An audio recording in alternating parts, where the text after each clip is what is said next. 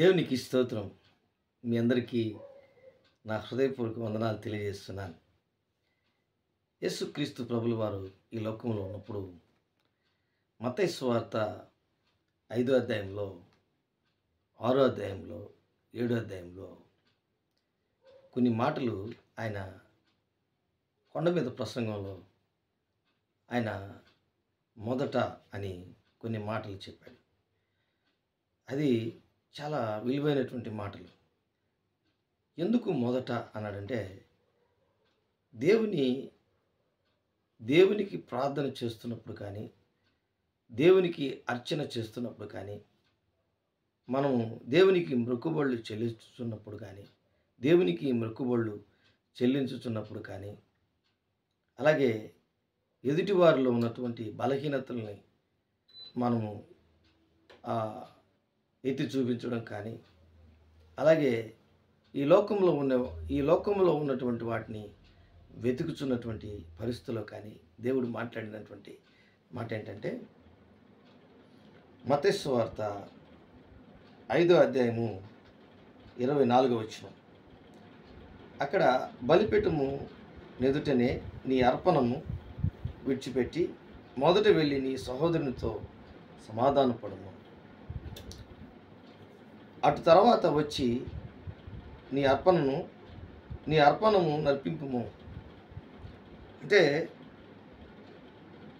ఒకని సహోదరునితో విభేదములు, ఇబ్బందులు ఉన్నప్పుడు, వారికి విరోధము వారి జీవితంలో కలిగి ఉన్నప్పుడు, వారు దేవుని దగ్గరికి వచ్చేటప్పుడు ఆ అర్చన లేక అర్పణ, దేవునికి ఇచ్చే ఆ బలి అర్పణలు దేవుని దగ్గరికి చేరవు అని చెప్తున్నాడు దేవుడే, యేసుక్రీస్తు ప్రభుల వారే. మత్తయి సువార్తలో ఈ మాట స్పష్టంగా చెప్తున్నాడు. అక్కడ బలిపీఠము నెదుటనే నీ అర్పణము విడిచిపెట్టి మొదట, అంటే మనం చేయాల్సిన పని ఏంటంటే, మొదట వెళ్ళి నీ సహోదరునితో సమాధానపడము, అటు తర్వాత వచ్చి నీ అర్పణను నర్పింపుము. కాబట్టి మనం చేసే పనులు అన్నీ కూడా రివర్స్ చేస్తాం. మనం మొదట దేవునికి చెల్లించాల్సినటువంటి చెల్లించకుండా మన పనులన్నీ చూసుకొని చివరాఖరికి దేవుని దగ్గరికి వెళ్ళి దేవుడా అంటాం. అందుకే మన జీవితంలో కొన్ని దేవుని దగ్గర నుంచి వచ్చే ఆశీర్వాదాలన్నీ కూడా, దీవెనలన్నీ కూడా, గొప్ప ఆశీర్వాదాలన్నీ కూడా మన జీవితంలో ఒక్కొక్కసారి ఆలస్యం అవుతుంటాయి. జరుగుతాయి, ఖచ్చితంగా దేవుడు ఇస్తాడు, కానీ ఆలస్యం అవుతాయి. అందుకే మొదట మనం చేయాల్సిన పని దేవుడు చెప్తున్నాడు. రెండవదిగా చూడండి, 6వ అధ్యాయము 33వ వచనం. ఇక్కడ ఒక అద్భుతమైనటువంటి మాట ఏంటంటే, ఏమి తిందుమో, ఏమి త్రాగుదుమో, ఏమి ధరించుకుందుమో అని చింతింపబడి అన్యజనులు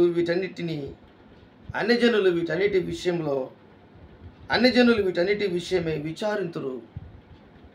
అంటే దేవుని బిడ్డలు అలా చేయకూడదని అర్థం.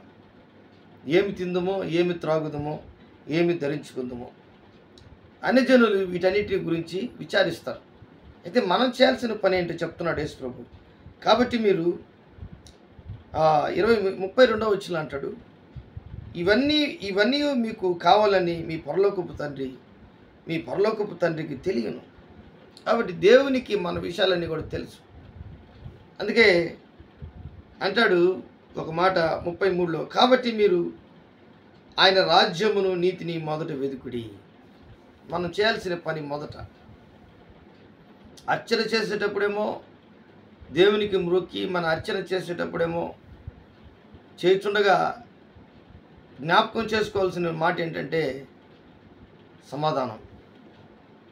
రెండవది ఏంటంటే, ఏమి తిందుమో, ఏమి త్రాగుదమో, ఏమి ధరించుకుందామో అని అన్యజనులు వీటన్నిటి గురించి విచారిస్తారు. మీ పరలోకపు తండ్రి వీటన్నిటి గురించి, మీ గురించి అన్నీ కూడా ఆయనకి బాగా తెలుసు, వీటన్నిటి గురించి తెలుసు.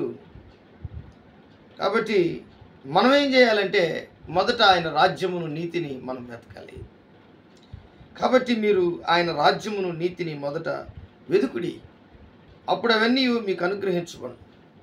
కాబట్టి మొదట ఆయన రాజ్యం, దేవుని రాజ్యం, ఆయన ఏదైతే నీ జీవితంలో చెప్పాడో ఆయన వాక్యానుసారంగా జీవించడం, ఆయన వాక్యానుసారంగా మాట్లాడడం, ఆయన వాక్యానుసారంగా మనం ప్రవర్తించడం ఎప్పుడైతే నీ జీవితంలో జరుగుతుందో, తన ప్రియులు నిద్రించుండగా దేవుడు వారికి ఇచ్చున్నాడని 127వ కీర్తనలో చెప్పబడినట్లుగా ఖచ్చితంగా దేవుడు మనకిస్తాడు. ఆయన తన మహిమైశ్వర్యంలో మనకు ప్రతి అవసరతలను తీర్చుటకు సహాయం చేస్తాడు. ఎప్పుడు? మొదట ఆయన రాజ్యమును నీతిని వెదుగుచున్నప్పుడు. మూడవదిగా చూడండి, 7వ అధ్యాయము 5వ వచనం, వేషధారి మొదటి నీ కంటిలోనున్న దూలమును తీసివేసుకొనుము, అప్పుడు నీ సహోదరుని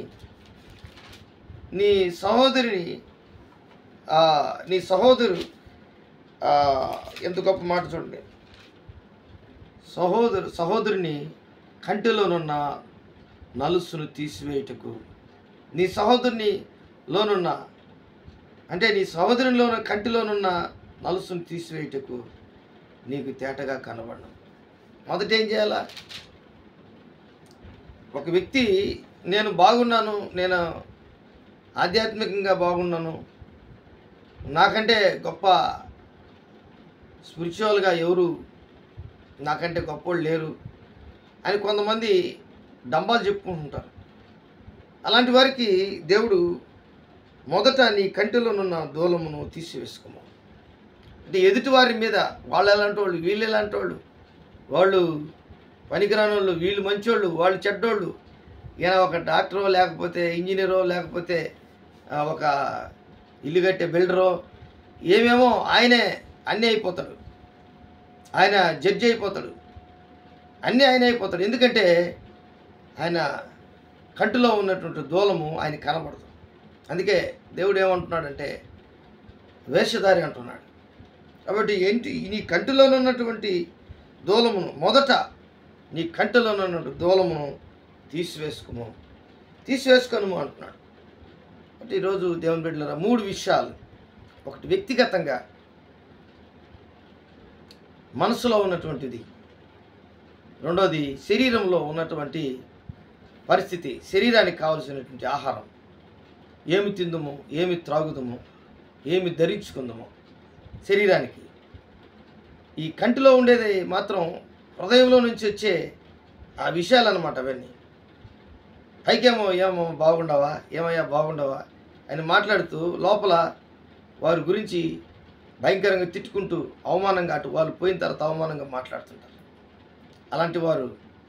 కాబట్టి ఈ మూడోది ఏంటంటే, మొదటిగా మనం చదువుకునేది ఏంటంటే, దేవుడు ఒక వ్యక్తి అర్చనను, ఒక వ్యక్తి ప్రార్థనా జీవితం, ఒక వ్యక్తి పవిత్రత, యథార్థత, ఇవన్నీ చూస్తూ ఉంటాడు దేవుడు. అందుకే మొదట అని మొదట మీరు వెళ్ళి సమాధాన పడాలి, మొదట వెళ్ళి నా రాజ్యమును, నా నీతిని వెదకాలి, మొదట నీ కంటిలో ఉన్న దూలము తీసివేసుకోవాలి.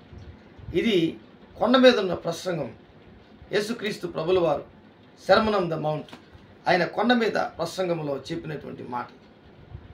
కాబట్టి ఈరోజు మన జీవితంలో ఏదైనా పొరపాటు ఉన్నట్లయితే మనం చేయాల్సిన పని ఒకటి ఉంది. అది ఏంటి తెలుసా? దేవుని వేడుకోవాలి.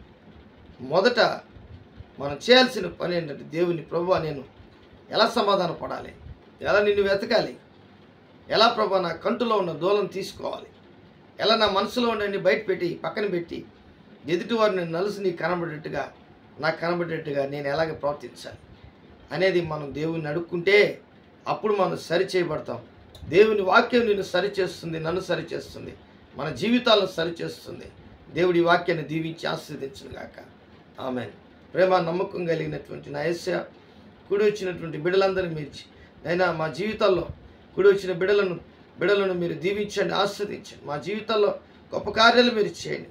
యేసయ్య, ఈ వీడియో చూస్తున్న ప్రతి బిడ్డను మీరు దీవించి ఆస్వాదించండి. నజరేయుడైన యేసు నామములో అడిగి వేడుకుంటున్నాను తండ్రి. ఆమేన్.